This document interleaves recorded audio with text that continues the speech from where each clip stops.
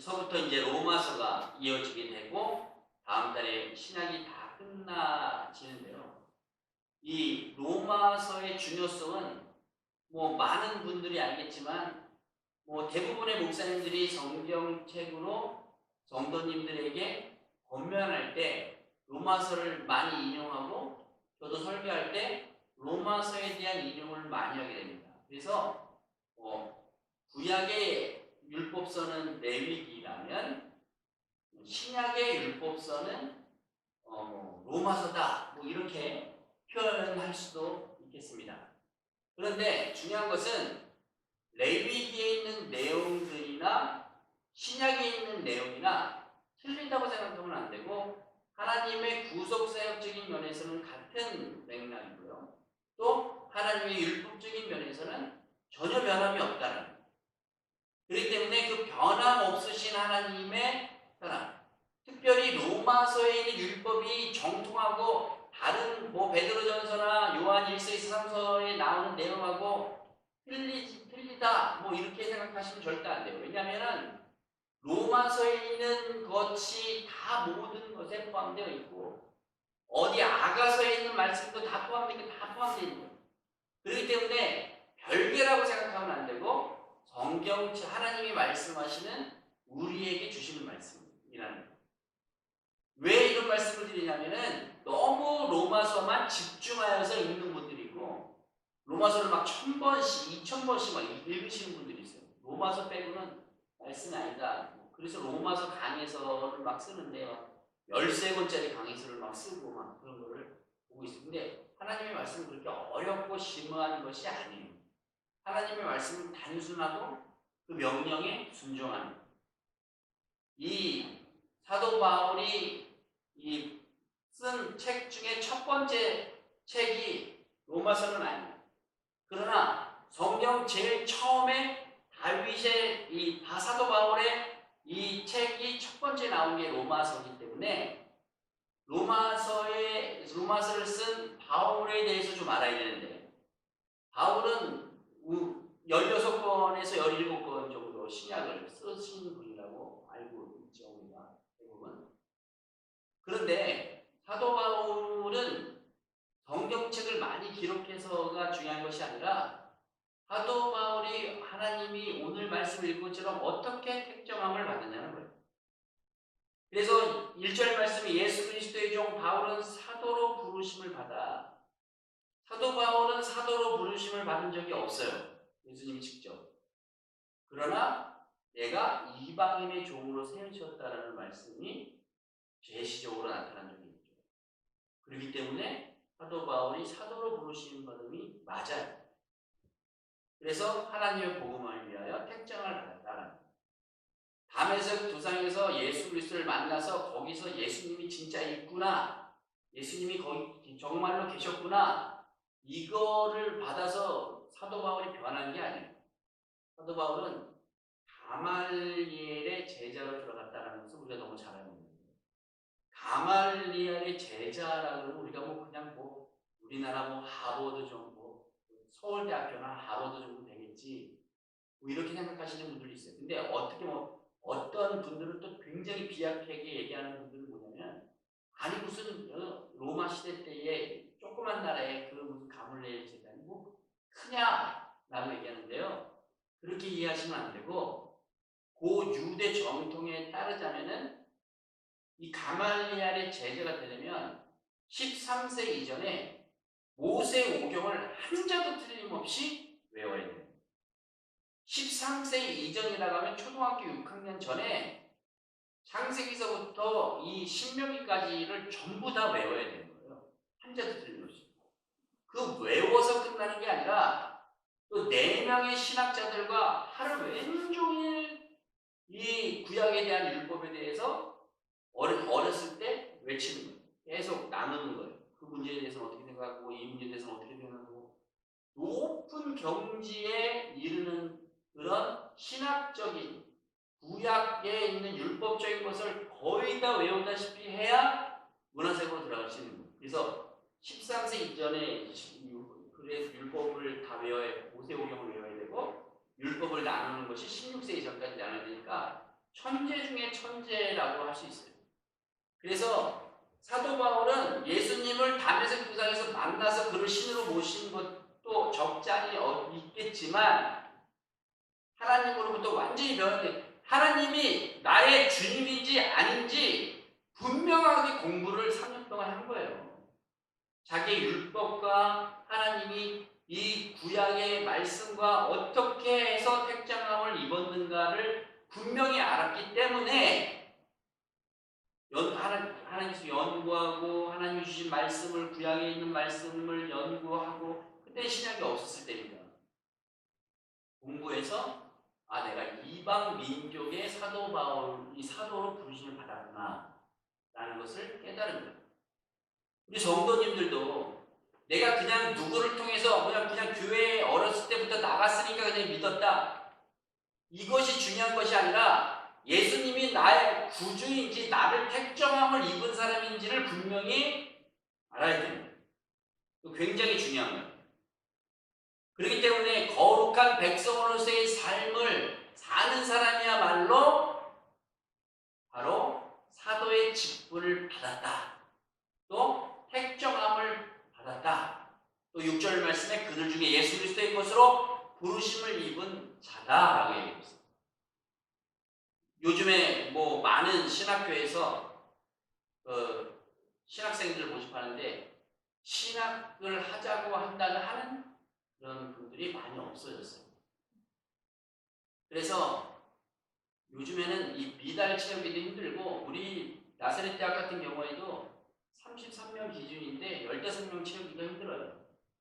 다른 총회신학대학도 겨우겨우 맞췄다 그러더라고요. 옛날에는 10대, 15대 1 막 그랬고 제가 입학할 당시에도 나사렛 대학교는 그래도 떨어지는 사람들이 더러더러 있었어요.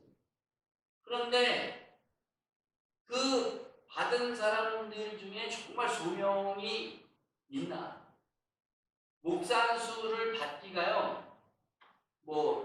제가 생각할 때는 그래요. 100명이 지원하면 그 중에 신학대학에 가는 사람들은 한 10명 되고 10명 중에 목사 안수 받는 사람들이 또 그 중에 한두 명 되고 또 택정함을 입었다라고 있는 목사 안수를 받는 사람 100명 중에 몇 명이나 있을까? 그 택정함을 입었다. 나는 하나님의 소명받은 자다. 몇 명이나 있을까?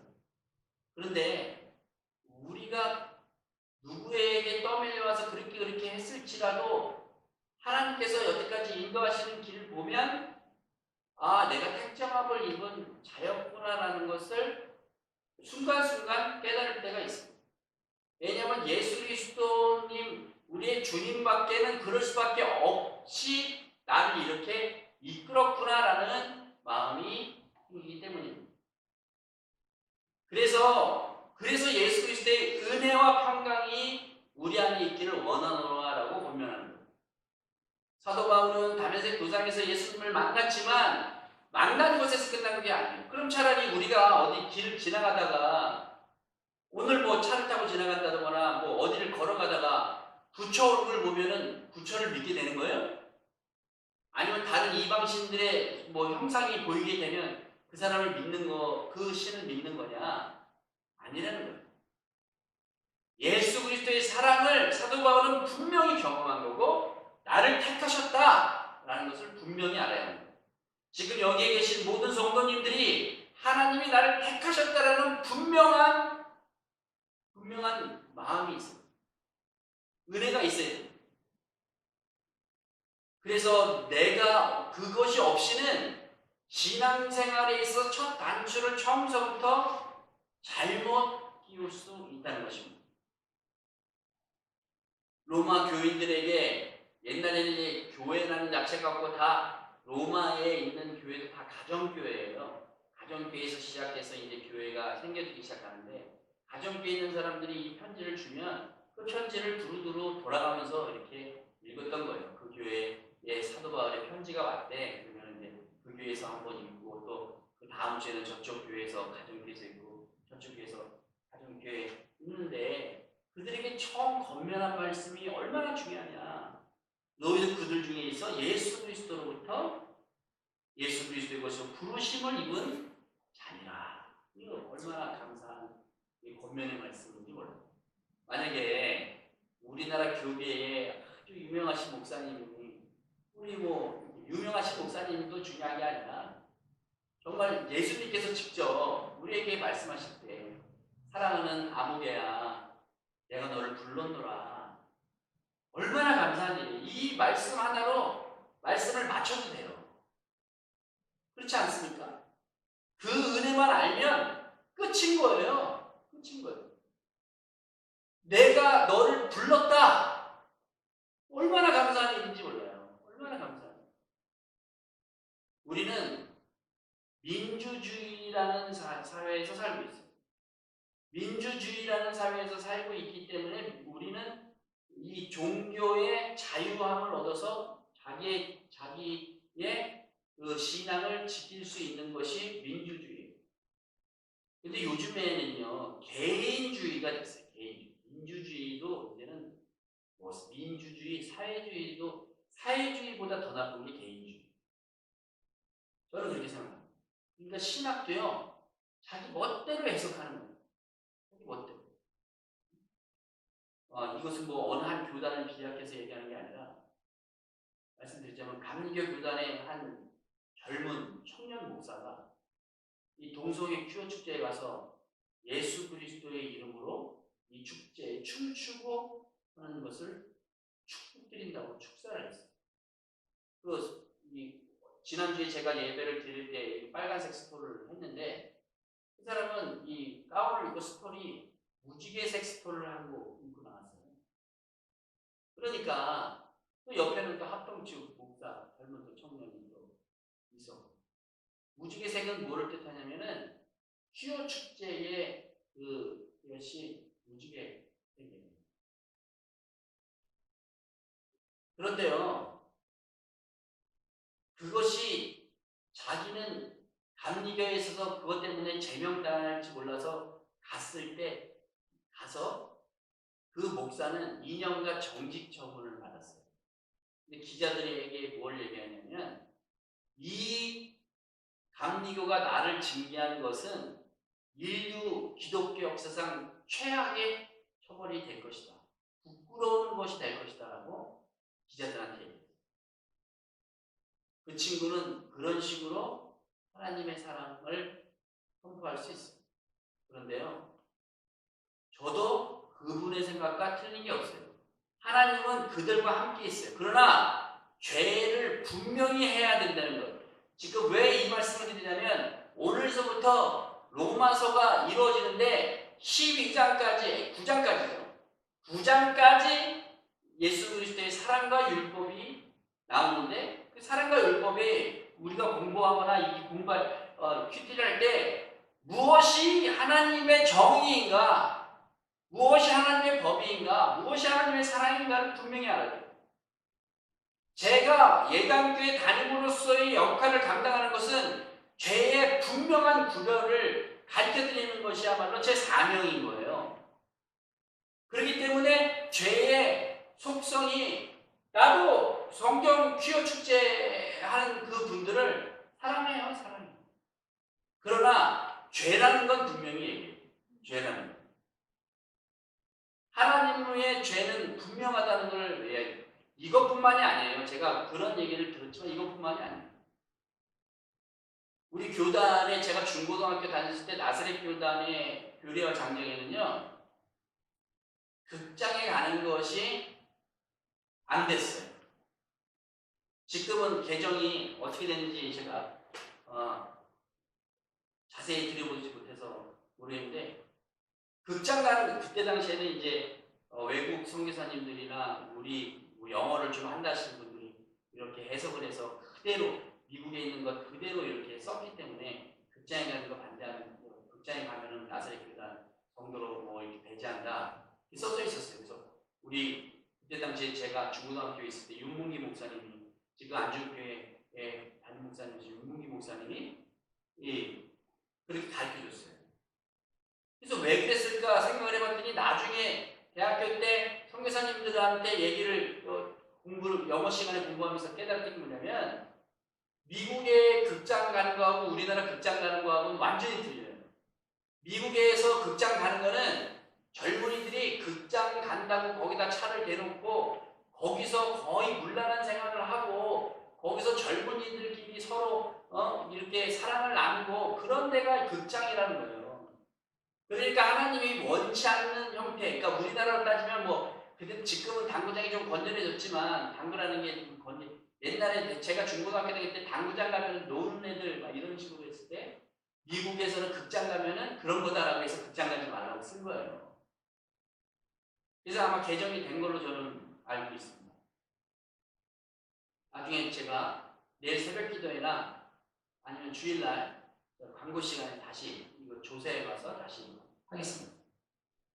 근데 감리교회는 분명히 또 법이 있는데 어떤 법이 있냐면 음주나 흡연이나 동성애를 할 경우 목사로서 제명이 된다는 말이 분명히 써져 있어요. 뭐 다는 아니겠지만 깊은 신앙인 조금 감리교 이 신학 대학을 갔다 오신 분들이 대부분 저에게 말해줬던 것이 뭐 MT를 간다거나 회식을 할 때 거기 있는 신학생들하고 교수님들하고 술을 같이 먹는다. 그 법을 제정을 좀 지워야죠.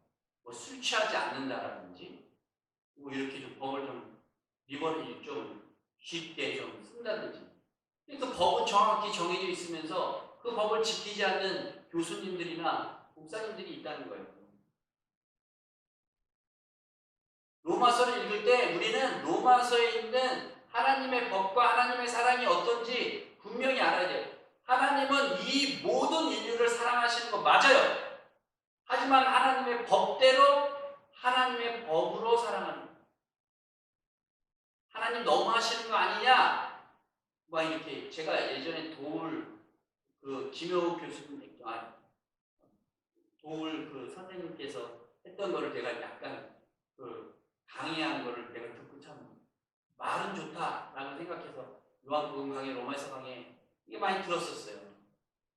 근데 다 그 헛것이에요. 세상적으로 해석하는 것들은 다 헛것이에요. 하나님의 법으로 택하심을 입었다라는 그 말씀 하나로 하나님 택하심을 입은 자고 우리가 주님이라고 외치고 기도하는 그 주님의 법이 나의 법이 됩니다. 세상의 법도 중요해요. 하지만 세상의 법 안에서 뭐 좀 유연하게 하는 게 아니라 세상의 법이 있으면 하나님의 법과 비교해서 절대 그렇지 않으면 절대 구별해요. 예수님의 피를 우리는 너무 격화시키는 경우가 많이 있습니다. 그렇기 때문에 예수님이 한 달에 있으면 성탄절에 대한 의미를 지금 목사님들끼리는 서로 분분하게 얘기하고 있지만 성탄절을 지켜야 된다 안 지켜야 된다라고 얘기하고 있지만 성탄절의 의미를 생각하는 것이 더 중요한 거지 날짜가 중요한 것은 아니에요. 그러나 성탄절의 의미보다 예수 그리스도의 보혈이 왜 우리에게 택정함을 입은 사람이 되었는가를 우리는 생각해 봐야 하는 것입니다. 예수 그리스도께서 성도의 속죄를 위하여 십자가의 피를 흘리심으로 그 핏값으로 그들을 다십니다. 그러니까 이 모든 것을 단계적으로 성탄절이니 부활절이니 단계적으로 이해하시면 안 되고 하나님께서 왜 이 땅에 내려오셨고 죽으시고 부활하신 그 모든 관계 또 다시 오실 그거를 통합적으로 생각하고 통합적으로 이해하는 거예요.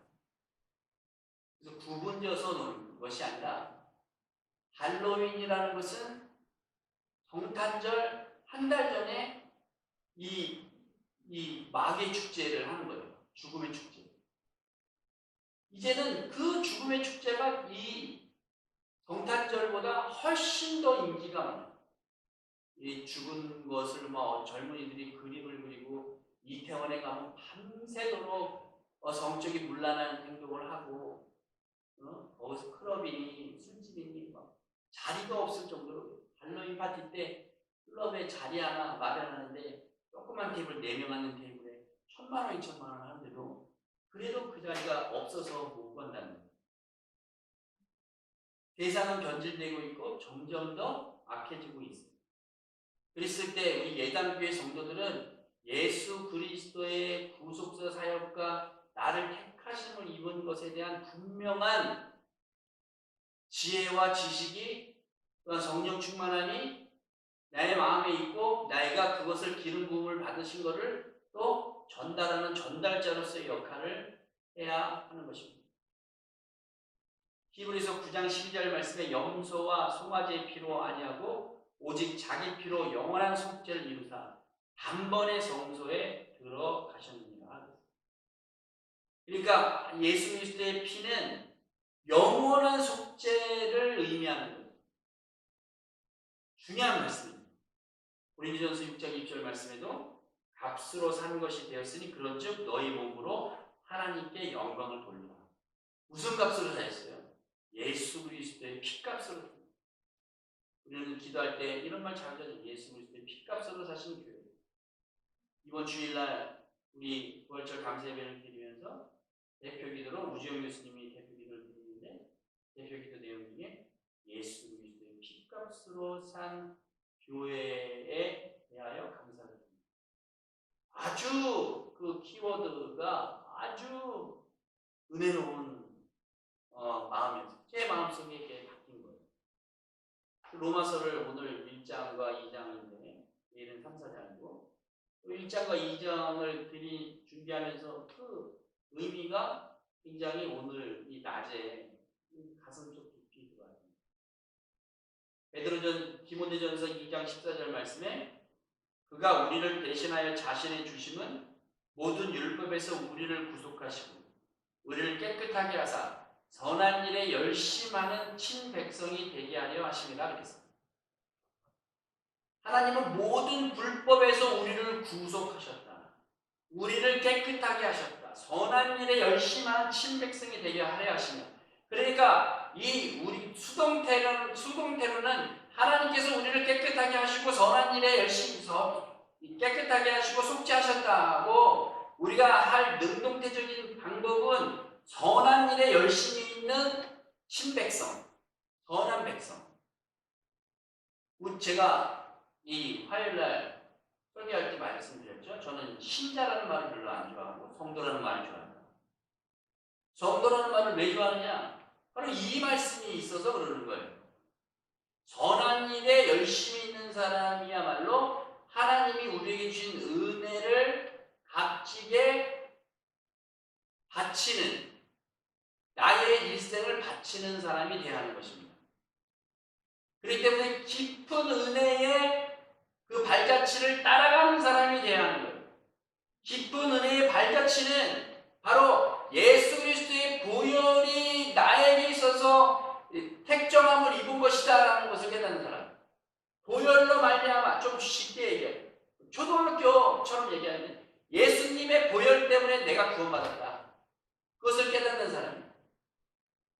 쉬운 것 같지만 굉장히 어려운 마음 중에 하나. 그래서 우리는 그거를 이해할 수 없어요. 이해할 수 없기 때문에 그냥 믿는 거예요. 예전에 초등학교 때 우리 그 교장 선생님으로 계셨던 주일학교 교장 선생님이죠. 우리에게 그냥 강해서 니네들 지금 이해하지 않더라도 믿어! 라고 얘기했어요. 맞아요. 근데 이해하지 못해. 지금 정확하게 이해하지 못해요. 사도 바울은 바로 그 다메섹 도상에서 만났던 예수님이 나를 택정하셨다.